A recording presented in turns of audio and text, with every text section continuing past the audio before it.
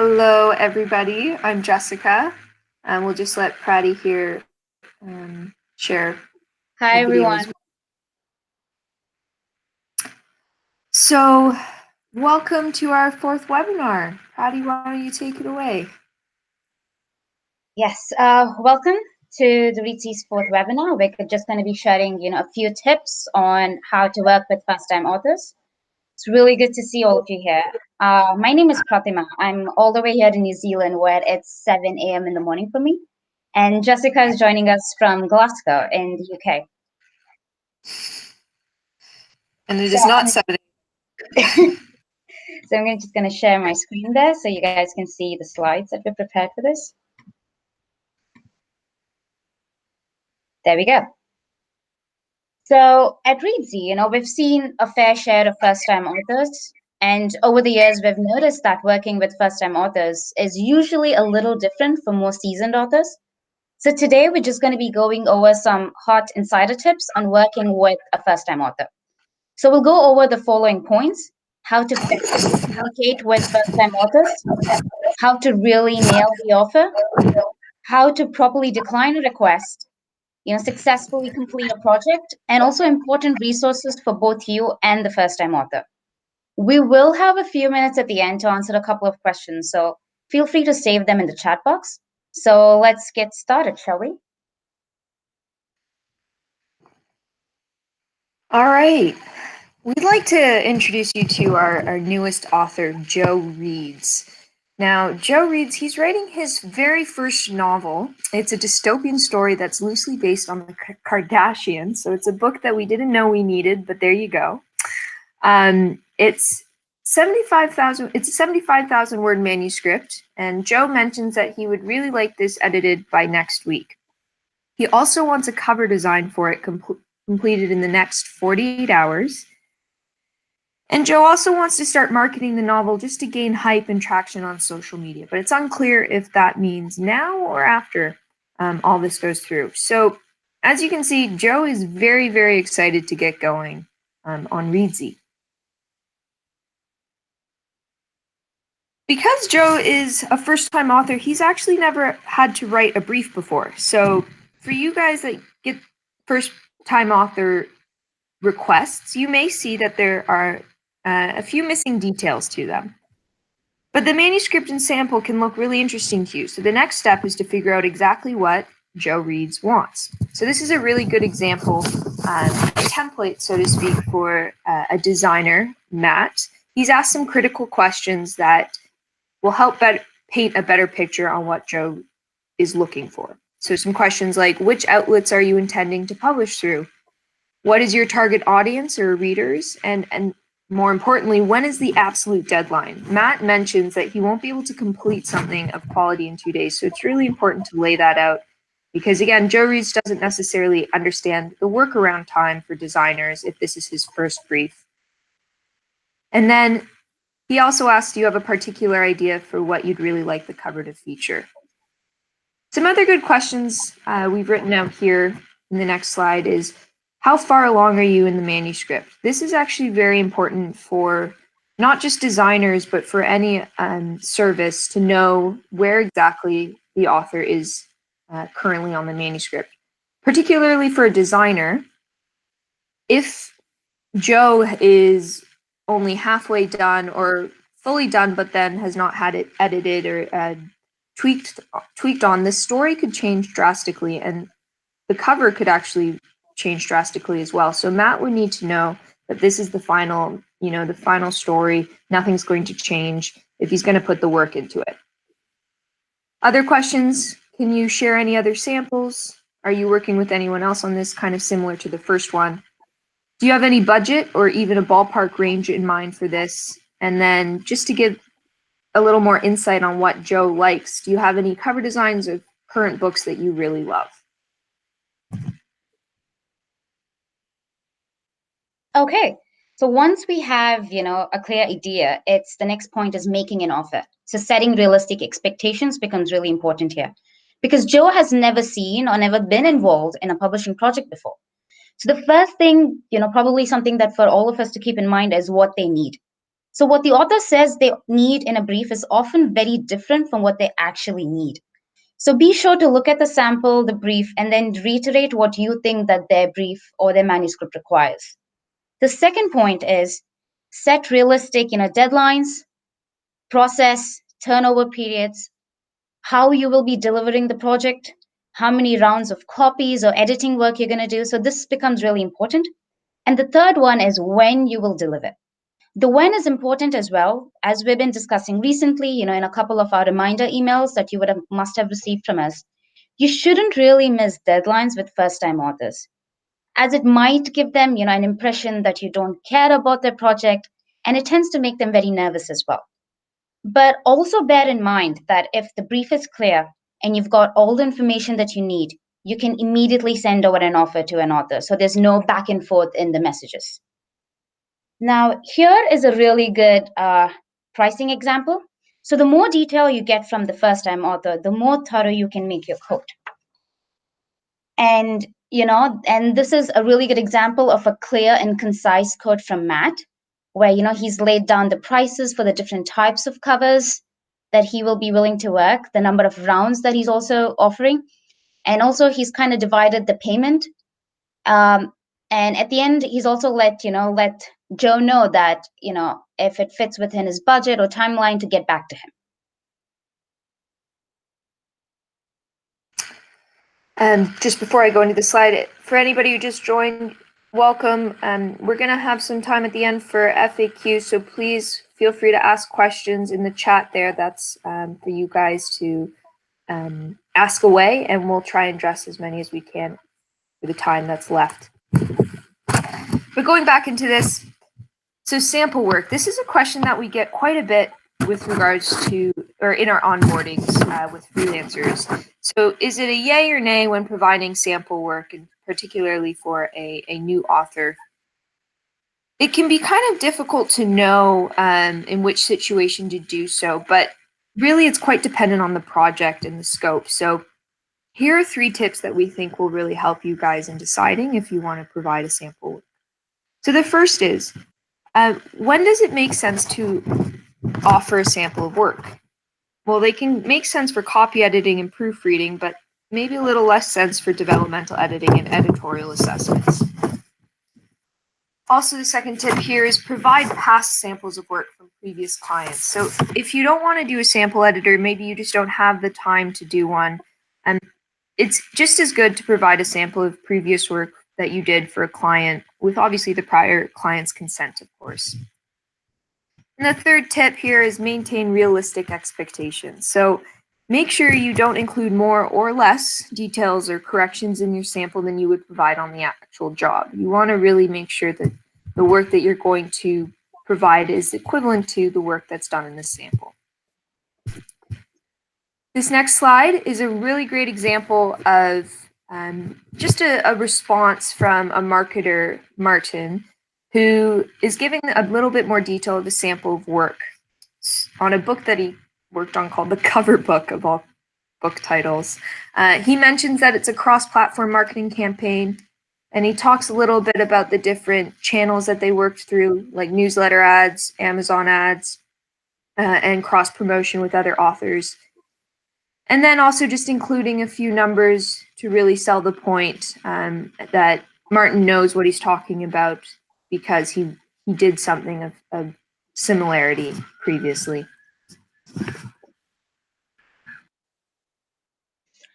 All right, so the next point is declining an offer. So now you don't really have to worry too much when declining a project to a more seasoned authors. They understand how the process works. But it's incredibly important to be as gentle as possible when declining a first-time author.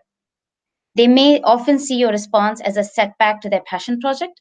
So no matter the situation, just remember to always be kind.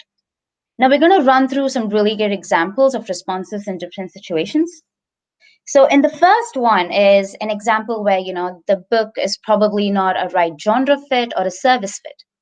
Now, in such situations, you can recommend another REITC professional and ask the authors to use your reference.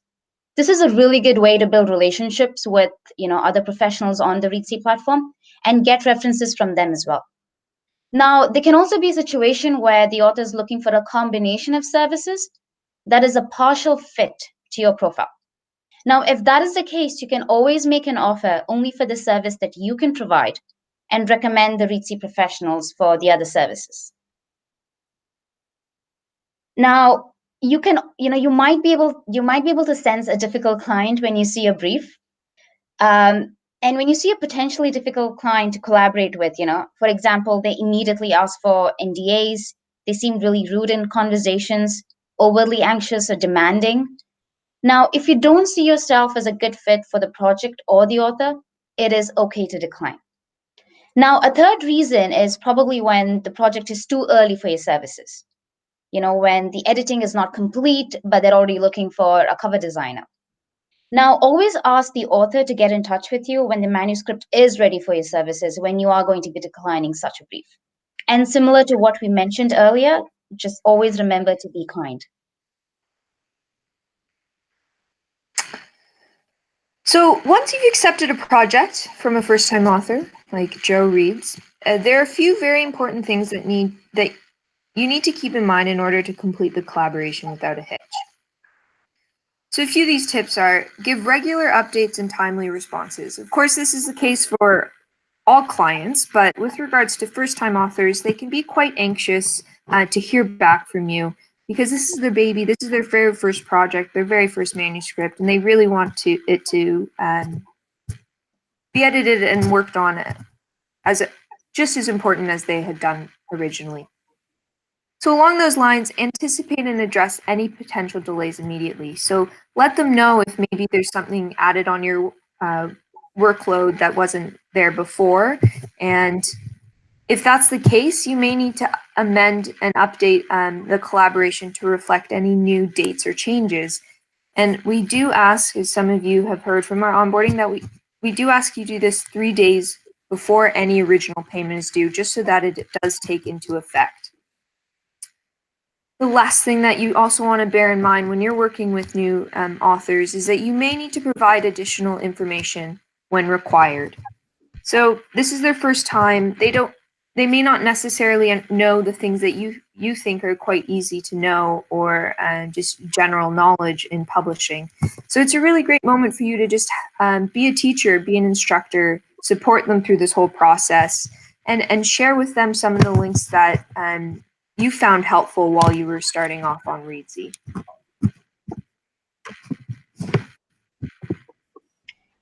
Okay, now we just want to remind you that we do have a lot of great resources when you just need that little bit of extra help.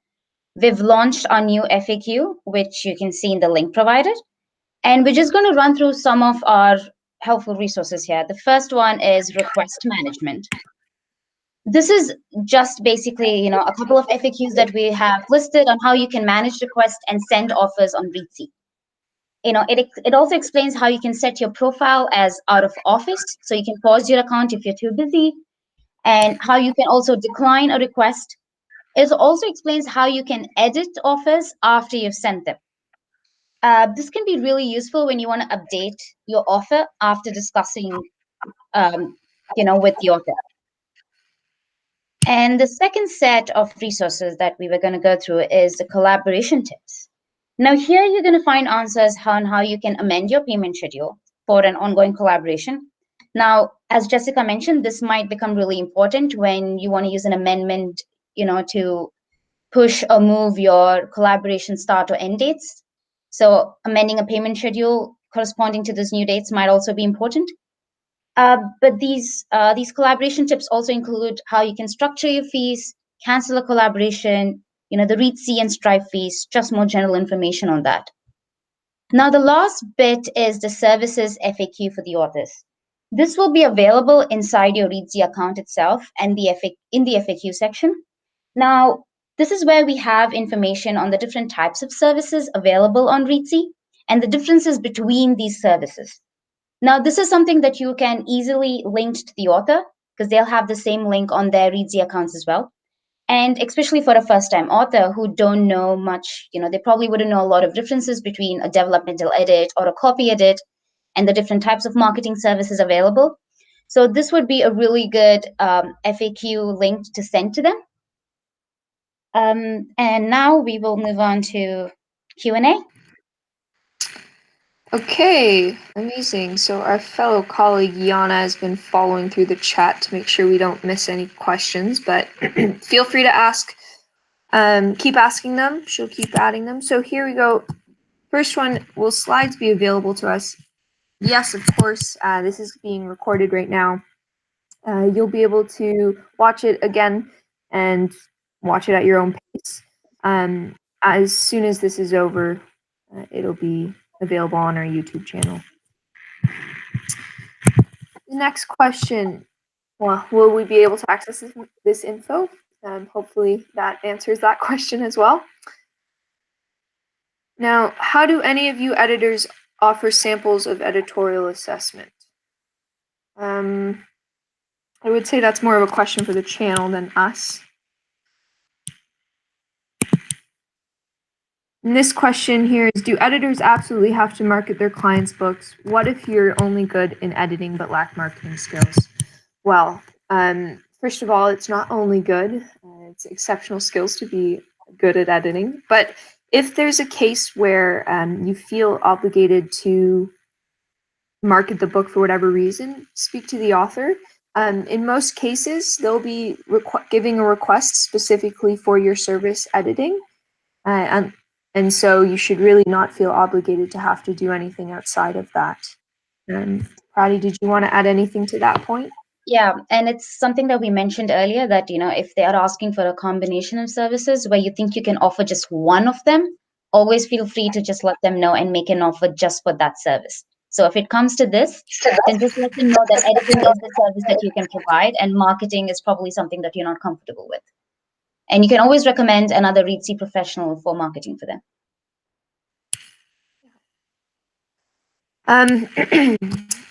Another question is, any tips on how to chase projects? Well, we do have a few things for you to, in order to help you guys get a little bit more requests. One is, if you feel like you're not getting enough requests, we always will do a free profile review with you to see if there's anything we can tweak to make it pop out more. Also, if some of you guys aren't aware, there is a boost feature that can happen that you can use every 30 days. It's in the marketplace setting. And by doing so, you'll boost your profile to the top of the search engine for about a week. And obviously the authors will be able to browse you faster. How do you work with an author who has a very limited budget? Prati, do you want to take this one? Yes, that is a little difficult, but we always do say that you don't have to underprice on Readsy. And that is something that will go here as well. If you cannot deliver the work that's expected on that budget, then please let them know what is your budget and also what is your price and also the timeline for the manuscript or the project that they're asking for.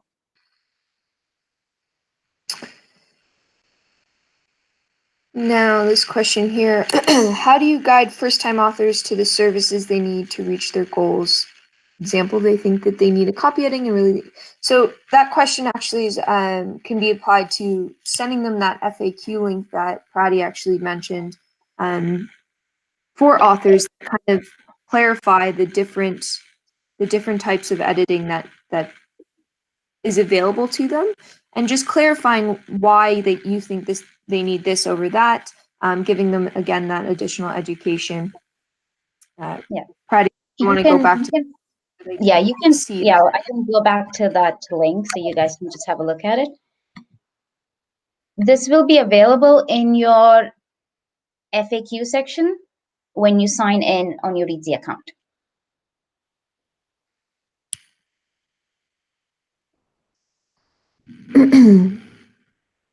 Let's see. So someone asked, in the previous webinar, we said the more detailed an offer to an author, the more likely it is to be accepted. Today, I noticed you said the more concise, the better. So obviously, being concise means straight to the point while keeping all that detail in there. Which the wording is a bit confusing there. But the point is to make sure that you both are on the same page. If it is more concise and straight to the point, including all the things that you need to do, or need to state in the request, and then it is more likely to be accepted, just because they understand what's going to be done and what's going to be delivered.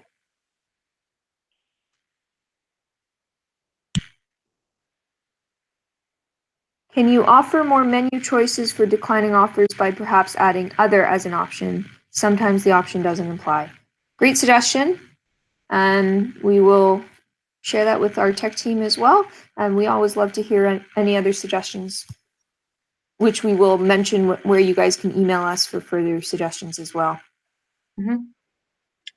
Prati, for you, do you want to answer this question here? How do you guide first-time authors to the services? Oh, sorry, that's the one I just answered. Screen authors, I get a lot of requests from very young people.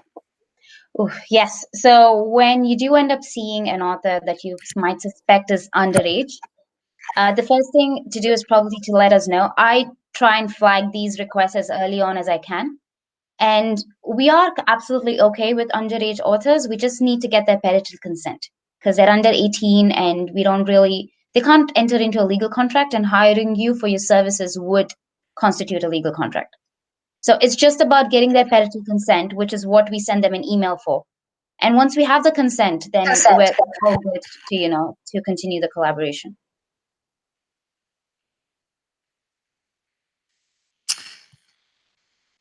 I'm just trying to make sure we are answering all these questions here.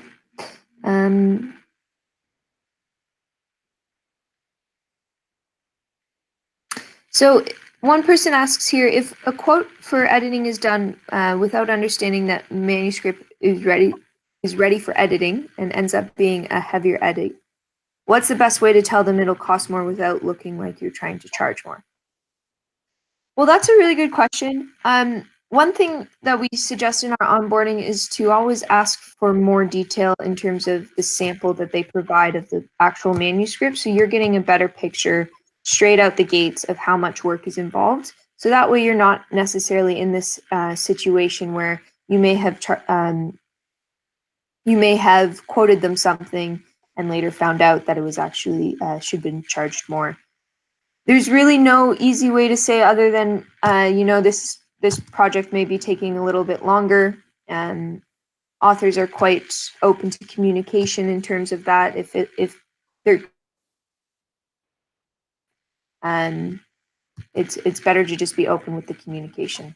Yeah, and also just let them know a few days in advance before you do ask, mention that it's going to take more time and more money as well.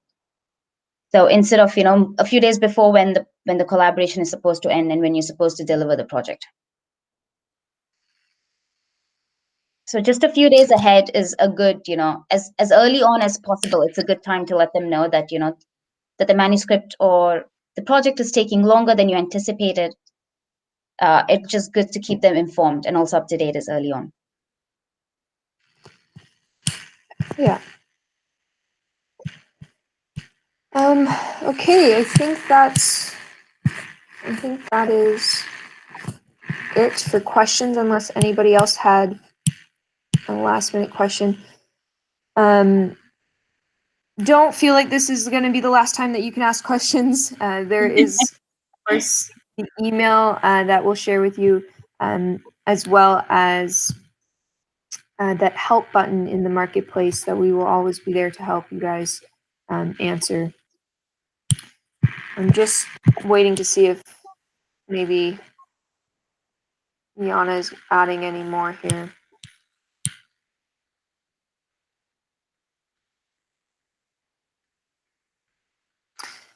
So one of the questions here is, how many books authors do you need to have worked with before you can post your service on Readsy? So we have a selection process and some criteria, which we can also send to you, or you can see it online in our selection process blog post. But we require a minimum of 5 books that you had worked on that are published. You're able to do that through linking an Amazon URL or a Google Books URL. But 5 is going to be that bare minimum, and will also be tied to the amount of genres that you can list. Okay, why don't we go to the next page? So we're gonna leave you guys with a little bit of homework here. We want more of you, so for our current freelancers, if you guys have any friends that you think would be a great fit to our marketplace, there's an invite a friend tab just on the left sidebar, and if you invite them and they join and have a collaboration, we'll send both of you guys $50 in cash. So it's a nice incentive to just bring your friends aboard, but also give you some free dinner for a Friday night out.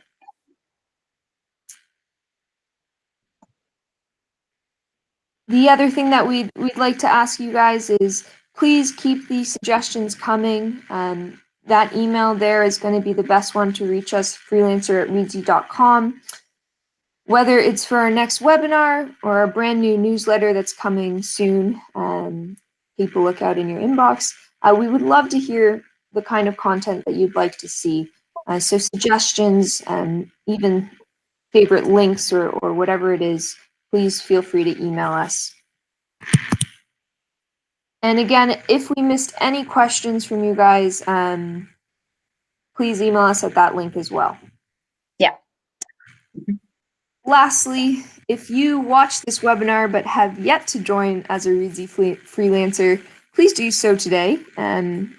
We'll get your profile reviewed as soon as possible. Just follow that link, reedsy.com/join our community. And it's very simple and easy to follow. So we thank you so much for taking the time out of your Wednesday afternoon, evening, morning, whatever time it is for you. Thank you so much for tuning in. Yes, thank you for listening and participating, and have a wonderful rest of your day or night. Bye, guys. Goodbye.